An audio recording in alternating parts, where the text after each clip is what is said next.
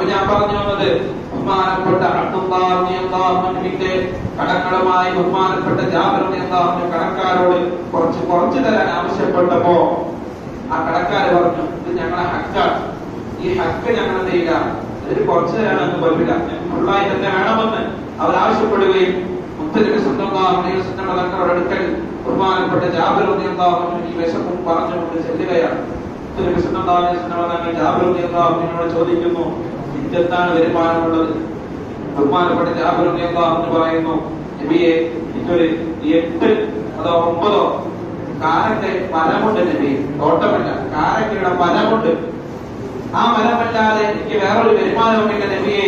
നബി പറഞ്ഞു, അതിൽ നിന്ന് കായ്കനികൾ ലഭിക്കുമോ എന്ന് ചോദിച്ചപ്പോൾ ഹബീബ് സല്ലല്ലാഹു അലൈഹി വസല്ലം തങ്ങളോട് ജാബിർ റളിയല്ലാഹു പറഞ്ഞു, നബിയെ അതെ, കായ്കനികളൊക്കെ നല്ലോണം ഉണ്ടാവുന്ന ഒരു മരമാണ്.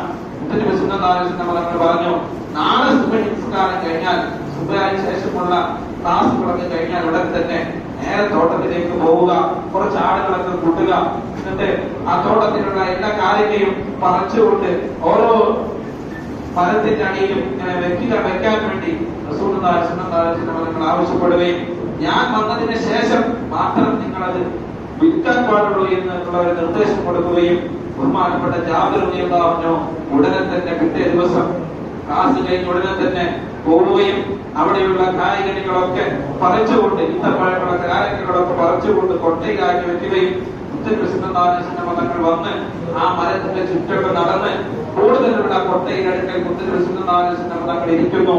അങ്ങനെ കടക്കാരായ ആളുകളൊക്കെ വരാൻ പറയുന്നു. മുത്തനബി സല്ലല്ലാഹു അലൈഹി വസല്ലം തങ്ങൾ ആ കൊട്ടയിൽ നിന്ന് ഇങ്ങനെ വാരി കൊടുക്കുന്നു.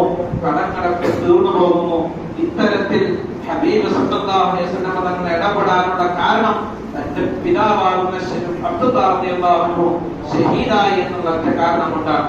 അപ്പൊ ദുനിയാവിനെ ഒഴിവാക്കിക്കൊണ്ട് ദുനിയാവിലെ ആഗ്രഹങ്ങളൊക്കെ മാറ്റിവെച്ച് ആഖിറത്തിന് വേണ്ടി ജീവിച്ചു കഴിഞ്ഞാൽ നമ്മൾ മരണപ്പെട്ടാലും ആ കടങ്ങളൊക്കെ അല്ലാഹു തആല ഒരു വഴിയിലൂടെ വീട്ടിൽ തരുമെന്നതിൽ യാതൊരു സംശയവുമില്ല.